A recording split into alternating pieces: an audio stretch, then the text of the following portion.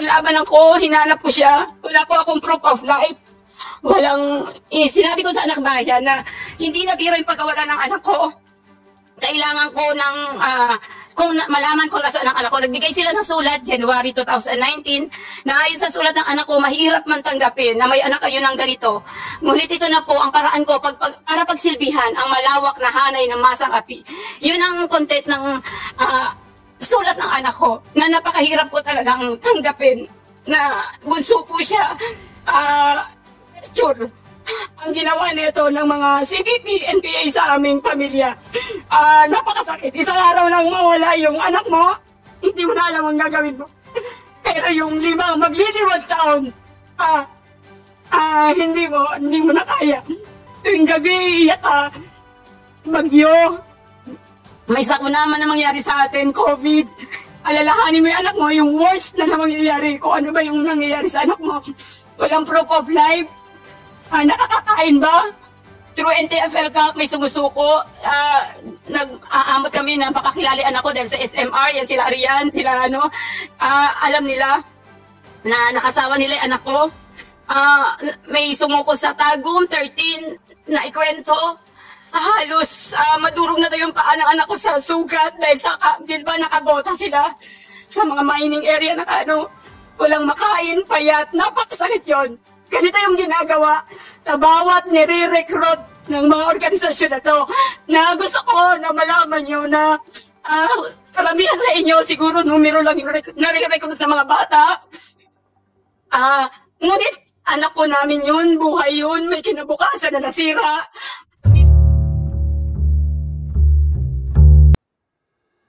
This government undermining the state. Yes, sir. Di ba? Kaya pala tuwang-tuwa itong tao na ito nung sabi na pinaganahan lang sila na papasukin daw yung ICC. Tuwa itong tao na ito. Talagang tuwang-tuwa siya na imbestigahan ako ng ICC. Tingnan natin ngayon, ikaw ang imbestigahan ko. Ikaw ang imbestigahan ko. I will do all my parliamentary powers to pull you down. Sabihin na tingnan natin. Ikaw pala talaga ay membro ng Communist Party of the Philippines, which is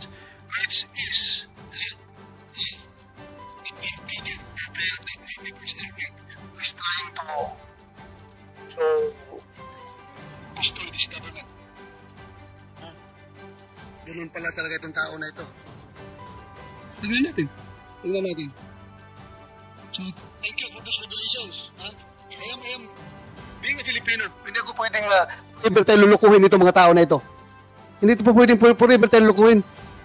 Destroying the government from within the government. Papayag ba tayo nito? Papasukan tayo ng ganitong klase mga tao sa ating gobyerno? One thing, provided by the Constitution, yung party list, ay pwede sila mag-represent dyan. What they are doing right now is talagang kakasama ng ating bansa. And I am dedicating my life for this fight. Nakapag-retire ko sa Philippine National Police. Hindi ko mabilang kung ilang girang dinaanan ko with this NPA. New People's Army nito. At sa awa ng Diyos, nakapag-retire ako. Ngayon, nagkapag-retire na ako. Dito na hindi na ako ngayon makipaglaban sa inyo sa armed struggle. Dito ko kayo lalabanan sa inyong parliamentary struggle na sinasabi ninyo. Legal sa legal. Tingnan natin. Senador ako ngayon. Tingnan natin. Itong mga tao na ito, ito yung nagpapahirap ng Pilipinas eh. Ito yung nagpapahirap ng Pilipinas. To be frank about it. Sabihin man ninyo na sinira ko yung parliamentary courtesy. But my love for this country is above and beyond parliamentary courtesy. To be frank about it. Kumukulo ang dugo ko, nakikita ko itong patawa-tawa, pa-smile-smile. Oh.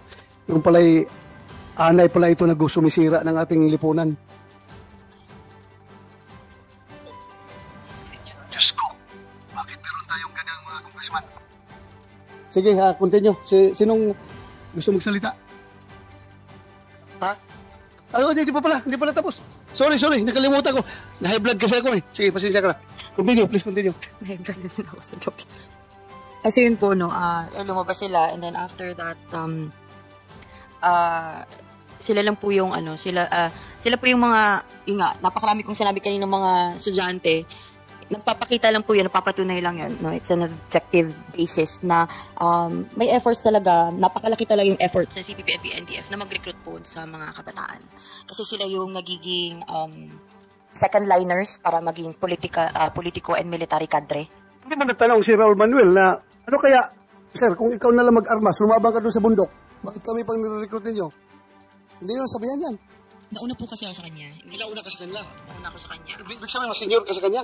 Opo. Thank you. Ang mga kabatch niya po, si Kate Raka. Kaya si Kate po yung kanina nag-explain regarding kay yung mas malalim na participation ni Raul Manuel. You mean to say, kabats mo siya? Yes, sir. Magsabay kami nag-student council, and nung naging student regent siya sa UP, I was also operative ng CPP sa UP. So parehas kami nag-ooperate under the same committee. And then, actually, bago ako mabundok, ay nagpaalam ako sa kanila. Sabi ko, Raul, mag-NPA na ako sa Palawan. Alam lang ba? As a friend. Tapos, kasi, baka na-convince ko siya na mag-NPA din. And he told me na he's planning to be a part of the Congress sa KPL. So, we went our separate ways, but we had the same goal, no? Recruitment pa rin, no? Bigger pool for the NPA. So, kasi naman, hindi niya choice na mag-NPA. Pero, for his part, the body na nag-recruit for the NPA. So, there's that truth na kasama ako at yung iba pang mga kabataan na sumunod sa akin ay recruited under the influence of the same party list, sir. Kasi yung Anak Bayan, Alay Sining, LFS, sila yung organizations na founding organizations ng Kabataan Party List. Anak Bayan, League of Filipino Students, Alay Sining, and other organizations na affiliated sa left-wing red. No, yan yung youth, no, ay founding members ng Kabataan Party List. And it's true na under their influence, no, ay maraming batang nare-recruit into the NPA. And I was one of them. Si Raul, siguro mas masaya sa Congress. So, talaga mas masaya doon. Masaya siya doon. But anyway, yun nga. Grabe palang ginagawa itong mga tao na ito. With your revelations, I would like to thank you. With your revelations, the more na I am emboldened to move for the, kung pwede lang, i-scrap yung party list system na yan para mahinto na yung pakikialam ng mga CPP dito sa ating Kongreso. Yan, nagiging free ticket nila yan yung party list system para pumasok sa Kongreso. But anyway, since it is provided for in our Constitution, wala na tayong magawa dyan. Ang habulin ko na lang na ma-amend itong party list system ay itong mga makakaliwa na nagre-recruit ng kabataan papunta sa armadong New People's Army ay talaga maharang ito ng kumilik itong kanilang yung party list nila. Dapat maharang talaga ito. Hindi po pwede itong pabayaan natin ito. Talagang gagawin natin, hanapan natin para na ma-amend yung party list system law. I think I would like to solicit the support of my very good friend here, colleague Senator Tolentino, na maayos natin itong party list system act na hindi na makapasok itong mga tao na sumisira ng ating lipunan. Totally agree, Mr. Chairman. Thank you, Senator Tolentino. You want to add some more? Please, you have the floor. Thank you, Mr. Chairman. Thank you, Arian Jane Ramos. Next is Daniel Castillo. You have the floor, Daniel. Yes, sir. Good afternoon. So, I'm here today to summarize the experiences of my former comrades here. So, but before that, good afternoon, everyone. I am Daniel Castillo, a former political instructor in Guerrilla Front 55, the same unit as with Miss Arian right here. But before I became a guerrilla fighter and went to join the ranks of the guerrilla fighters in Southern Mindanao, I was also a student in UP Diliman. I studied community nutrition, and I was a member of Anak Bayan UP Diliman from 2013 to 2017. Then I became an NPA in 2017, and I surrendered to the Philippine Army in 2020. No. Taga saan ka, Daniel? I'm from Bacoor, Cavite, sir. Bacoor, Cavite? Yes, sir. Doon ka dineploy sa Paquibato District? Yes, sir. Davao City? Yes, sir. Bali nung fourth year namin sa UP Diliman, pinapili kami kung saang guerrilla front namin gusto. So maraming nag-open every summer. Merong Southern Tagalog, Central Luzon, Southern Mindanao. So pinili ko yung Southern Mindanao kasi nung mga panahon na to, ito yung pinakamalakas na na NPA unit. Konti lang daw yung namamatay ng mga NPA doon. Pili mo yung Southern Mindanao. Yes, sir. Dahil malakas talaga doon. Yes. Mas marami silang napapatay na sundalo, polis doon kaysa NPA. Pero ngayon, wala, ubos na. Yes, sir. Hindi nag-surrender ka. Kung hindi ka nag-surrender, baka patay ka na rin ngayon. Yes, sir. Yes, sir. Sige, thank you. Please continue. If given a chance, I will also share my experiences, pero probably next time. But right now, what is important is that we summarize the experiences of my former comrades here. Because as you have already noticed, there is a pattern, no, a recurring pattern, and that only proves that the radicalization of the CPP is a science. It's a systematic process that aims to produce the fiercest NPA cadres of idealist students, no. So according to Joma Sison himself, the youth have always played a crucial role in Filipino people's struggle. No, may kita natin sa kasaysayan na karamihan ng mga leader ng armadong pakikibaka mula sa Katipunan, no, mula sa Hukbalahap hanggang sa NPA, no, ay mga young men and women in their late teens to their early 20s, even my former comrades here, no, kahit hindi na kabataan yung iba, pero nung nagsimula sila, no, mga kabataan din naman sila, no.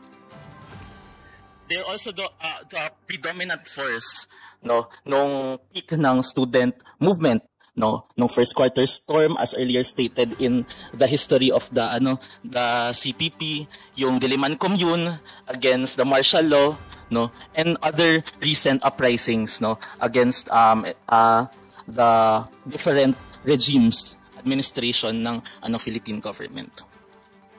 So, next slide.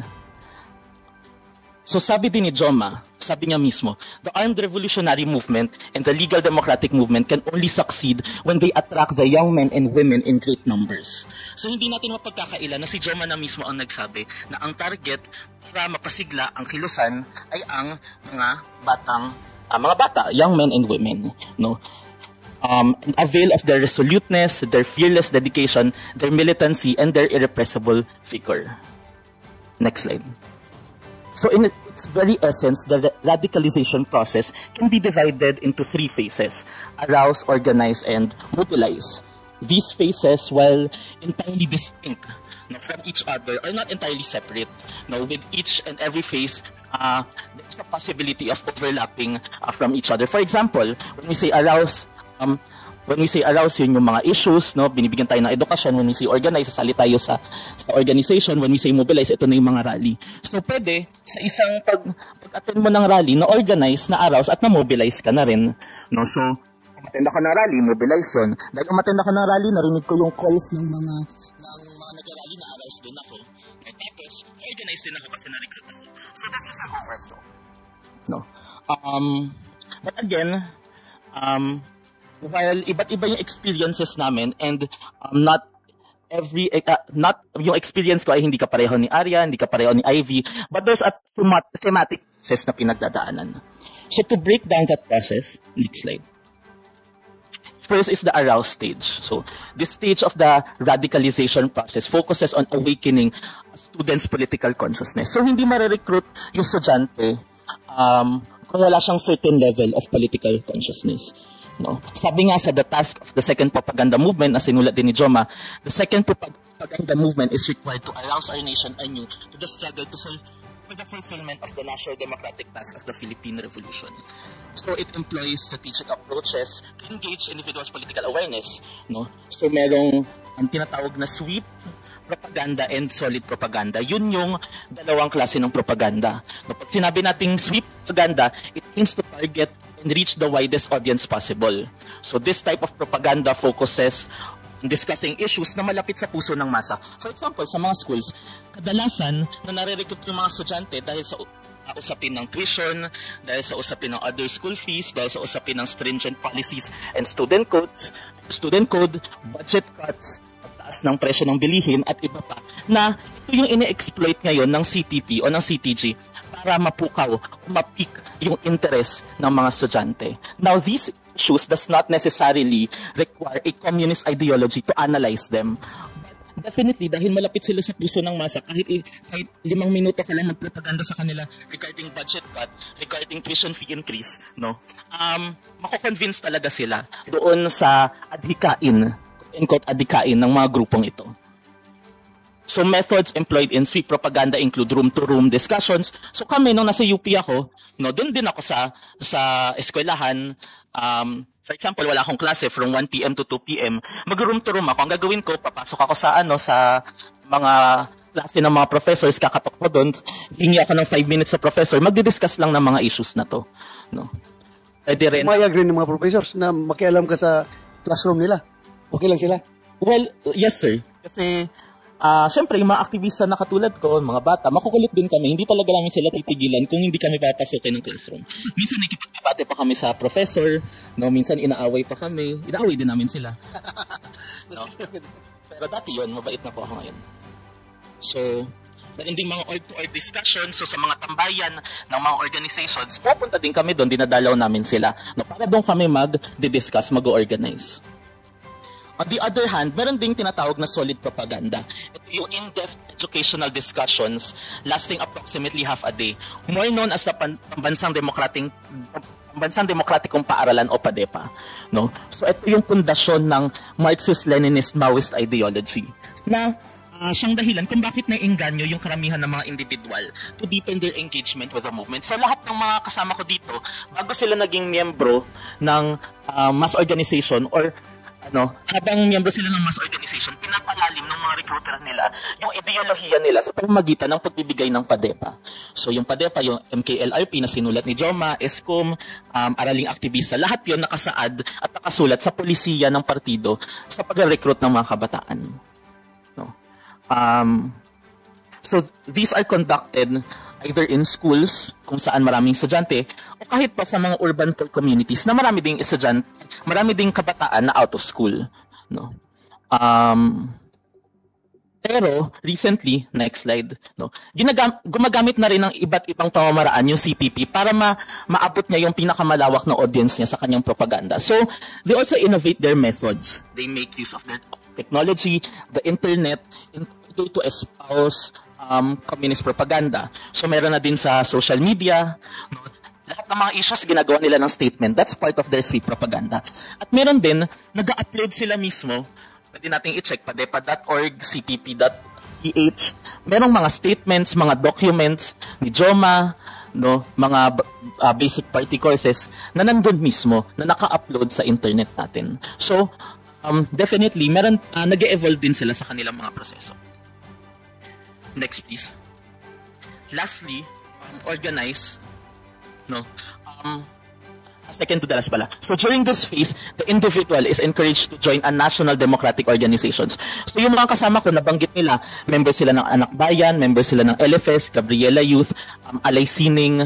No, these are the national democratic organizations. Ang common denominator nila is that these organizations market themselves as champions of democratic rights of the different sectors of society.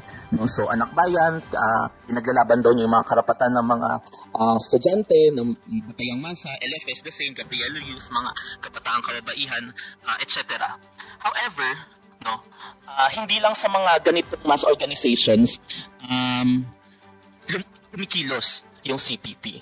So, meron din sa mga legal traditional organizations, academic orgs, regional organizations, religious organizations, tinatry nilang i-infiltrate tayuan ng mga party groups. No? They also penetrate fraternities and sororities. No? Napakaraming mga NPA leaders na galing din sa mga fraternities. No? Ang media, na-infiltrate nila? Definitely, meron ding mga party members doon, sir. Pero I'm not entirely sure of the particularities of that one, sir, because hindi po ako kumilos sa media sector, sir. Thank you. Even student councils, no, katulad ni Kate Raka, na nasa College of Education Student Council, and school publications. So yung mga school publications, nagiging boses to ng CPP mismo sa kanilang eskwelahan. Sabi nga ng CPP sa 64th anniversary ng Kapataang Makabayan, utilize campus publications as vehicles for revolutionary propaganda. No? So napakaklaro na gustong i-exploit ng CPP yung campus publications, no, para sa kanilang propaganda. So, additionally, the organized phase also include members of the organizations being recruited into Kabataang Makabayan. So for example, si Arian from Gabriela Youth, naging Kabataang Makabayan. Si Amihan from Nakbayan, naging Kabataang Makabayan. Si MT, naging Kabataang Makabayan. Lakbay CV, naging Kabataang Makabayan. So, kahit pa iba-iba yung pangalan ng mga organisasyon, pero yung underground core group na nagpapatakbo sa kanila ay Kabataang Makabayan. At ang Kabataang Makabayan, alam natin, ay isa sa mga nagtatag ng National Democratic Front. At bago pa magkaroon ng Communist Party of the Philippines, pinanguluhan at tinayunan ni Joma Sison ang Kabataang Makabayan. No? Sabi nga ng CPP, no, again, hundreds and thousands of urban and rural activists must be recruited. Sila na po mismo yung nagsabi na kanilang goal ay mag-recruit ang mga aktivista. No? So, from mass organizations, so Kabataang Makabayan, from Kabataang Makabayan, to candidate members of the Communist Party of the Philippines naman. That is the policy. No? So lastly, mobilize, no? Sa Youth on the March article na sinulat ni Joma Sison, minention niya kung paano niya nakikita yung pagkilos ng kabataan once they have undergone the process arousal and organization.